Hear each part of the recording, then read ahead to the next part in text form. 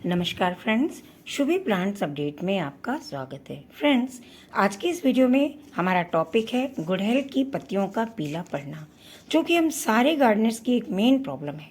तो आज हम जानेंगे कि किसी भी प्लांट्स की पत्तियों के पीला पड़ने के क्या क्या कारण हैं।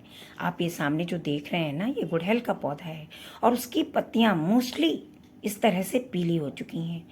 कुछ हो रही हैं और कुछ हो चुकी हैं, लेकिन जो पहले की पत्तियाँ थीं, पुरानी पत्तियाँ, वो अभी भी डार्क ग्रीन थीं। तो इसका कारण क्या है? तो फ्रेंड्स, इन कारणों को हम कैसे दूर करें, ये आज इस वीडियो में हम जानेंगे।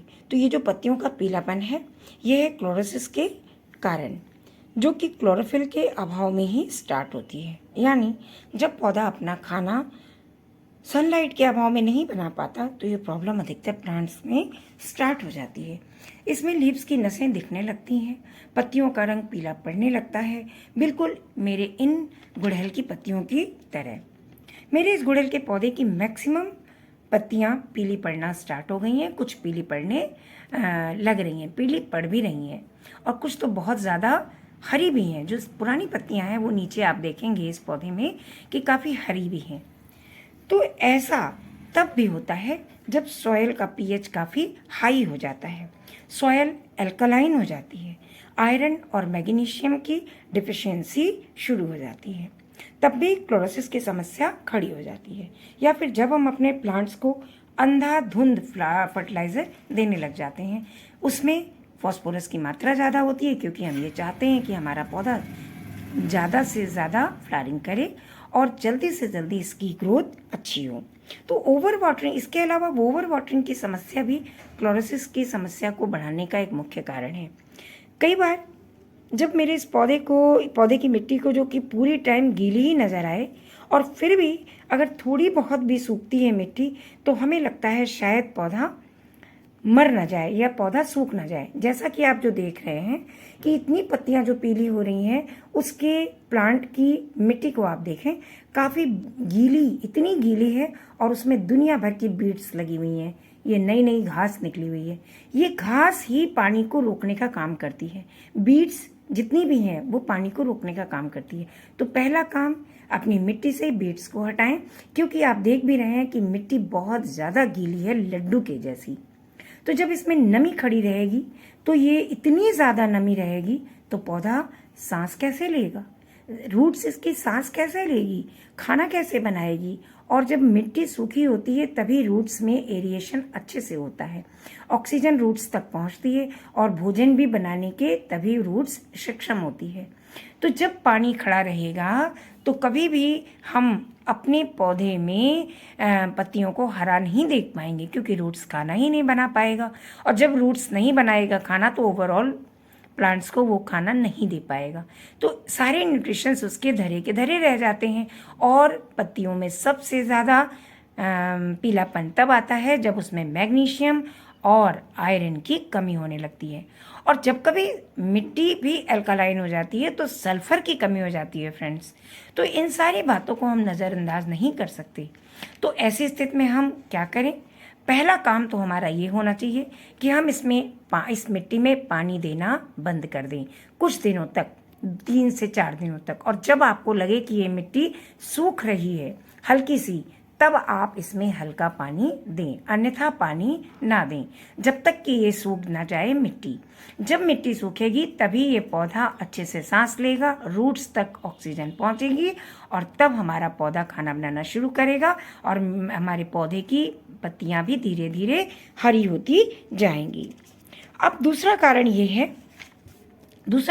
है फ्रेंड्स कि जब भी हम अपने प्लांट्स को खाद देते हैं तो ये भूल जाते हैं कि हमारे प्लांट्स को भी बैलेंस मात्रा में खाद चाहिए, बैलेंस मात्रा में सनलाइट चाहिए, उचित उसको हवा पानी भी चाहिए, और साथ में मिट्टी का पीएच वगैरह भी उचित होना चाहिए, यानी बैलेंस होना चाहिए। जब हम इन सब चीज़ों पे ध्यान देंगे तब हमारे पौधे में क्लोरोसिस की समस्या बिल्कुल नहीं होगी।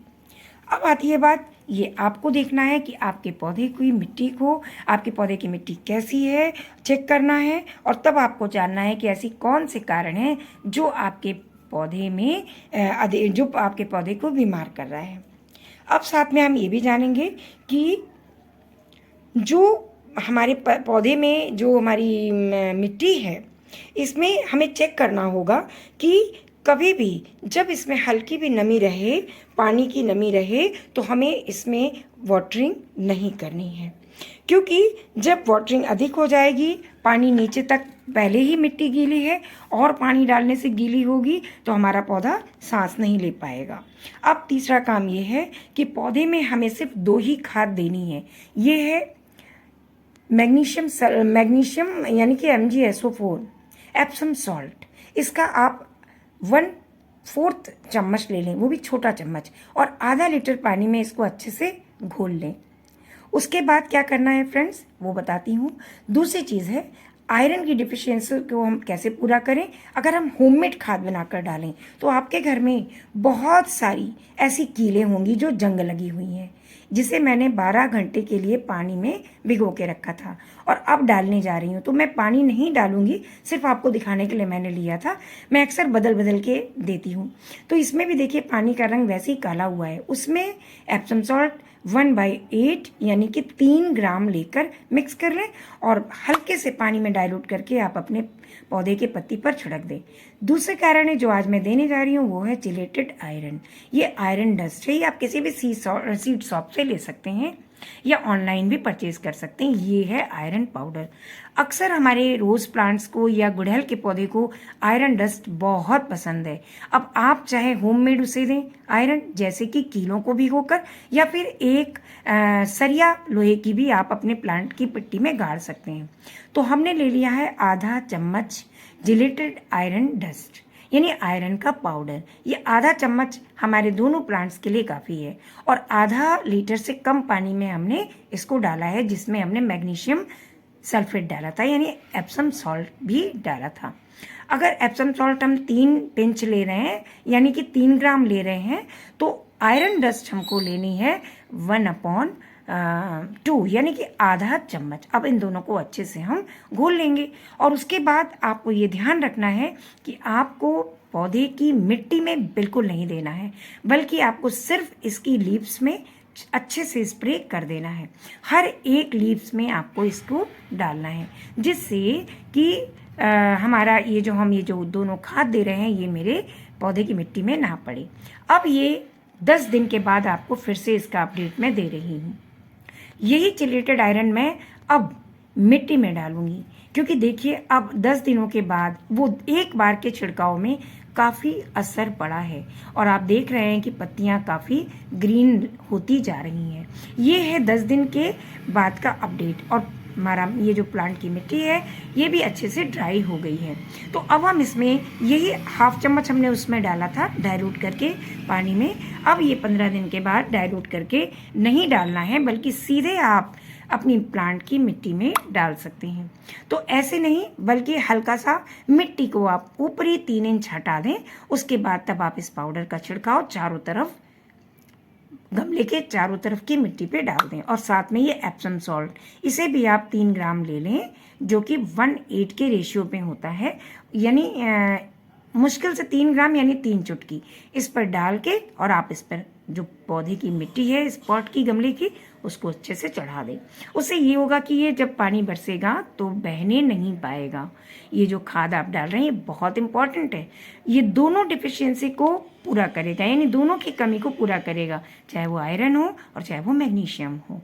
तो इसको हमें अपने पौधे में डालेंगे, जब डालना ज़रूरी है। जब हम डालेंगे तो हमारी, आप खुद देखेंगे कि पौधे की मिट्टी में धीरे धीरे जब ड्राई हो रही है तो पौधे में भी डार्क ग्रीन पत्तियां निकलने लगी हैं। साथ में एक बात और, कभी कभी हमारे पौधे की मिट्टी, मैंने बताया था ना कि मिट्टी भी अल्कलाइन हो जाती है। मिट्टी अल्कलाइन जब हो जाती है तो हमें क्या करना चाहिए, तो हमें अपनी मिट्टी, पौधे की मिट्टी को यानी गमले की मिट्टी को एसिडिक बनाना भी बहुत ज़रूरी है। और एसिडिक बनाने के लिए सबसे अच्छी चीज़ है, ये है एलम, यानी फिटकरी। उसको आप पीस लें और कम से कम 1 चम्मच, छोटे चम्मच भर कर आप अपने पौधे की मिट्टी पर इसको अच्छे से छिड़क दें। यानी ये पूरा बड़ा चम्मच है, इसलिए मैं आधा ले रही हूँ, और पूरे प्लांट की मिट्टी पर यानी गमले की मिट्टी में चारों तरफ से आप छिड़क दें। ऐसा आप 15 दिन में 2 बार करें। एक बार मैं आज कर रही हूँ, आज से 15वें दिन यानी हफ्ते 10 दिन के बाद फिर डालूंगी। यानी 15 दिन में कम से कम 2 बार इसमें आप डाल दें इस तरह फिटकरी। उसके बाद आप फिटकरी का इसमें बिल्कुल भी छिड़काव या ना डालें, क्योंकि अधिक फिटकरी डाल देने से भी जो पौधे की मिट्टी है ना उसका पीएच बिगड़ जाता है। तो आप खुद देखेंगे कि इसमें बहुत बदलाव हुआ है। कम से कम क्लोरोसिस की समस्या से आपको छुटकारा मिल जाएगा और हमारे पौधे की मिट्टी यानी गमले की मिट्टी भी एसिडिक हो जाएगी।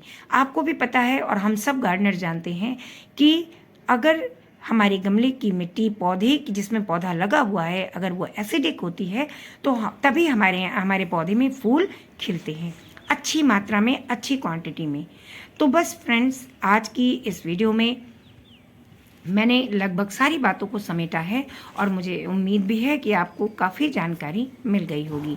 और आप देखेंगे भी फ्रेंड्स इस उपाय को करके कि आपका पौधा बहुत अच्छे से हरी हरी पत्तियों को निकालेगा, जैसा कि आपको मैंने अपडेट दिया है। 10 दिन के बाद जब मैं तीसरा अपडेट आपको दूंगी तो आप खुद देख लेंगे कि हमारे प्लांट की सारी पत्तियां बिल्कुल हरी हो रखी हैं। देखिए नीचे से सारी पत्तियां हरी होती चली जा रही हैं। लेकिन एक बात का ध्यान हमें हमेशा रखना होगा कि कभी भी अपने पौधे में ओवर वाटरिंग ना करें। तो चलिए फ्रेंड्स, मिलती हूँ नेक्स्ट वीडियो में। बाय।